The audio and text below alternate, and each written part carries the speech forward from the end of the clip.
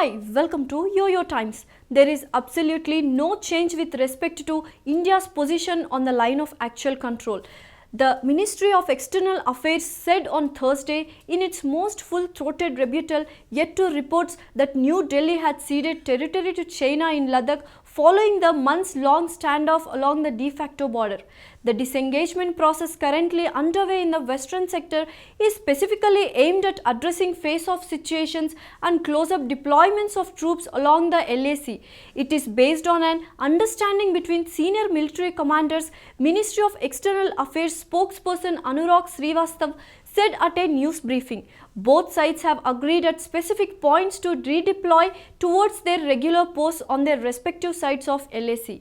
There are mutually agreed reciprocal actions to be taken by both sides, and as I have already conveyed, it is an ongoing process, he said. This mutual redeployment should not be misrepresented. There is absolutely no change with respect to India's position on the line of actual control. We are fully committed to observing and respecting the LAC. Any unilateral attempts to change the status quo along the LAC are not acceptable, Mr. Srivastava said.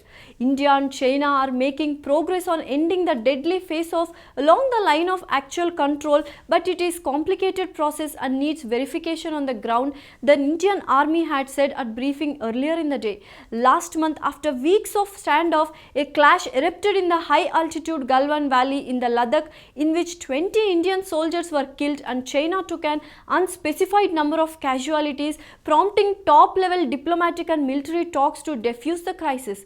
China has since thinned out from the Galwan Valley, and on Tuesday, top military commanders on both sides discussed the next steps in the pullback, said the Indian Army, which accuses Chinese troops of breaching the LAC, triggering the face-off.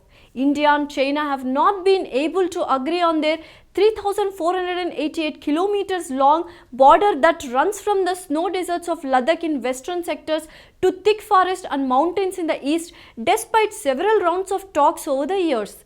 The senior commanders reviewed the progress on the implementation of the first stage of disengagement and discussed further steps to ensure complete disengagement, said Army spokesperson Colonel Aman Anand. The two sides remain committed to the objective of the complete disengagement. This process is intricate and requires constant verification, he said.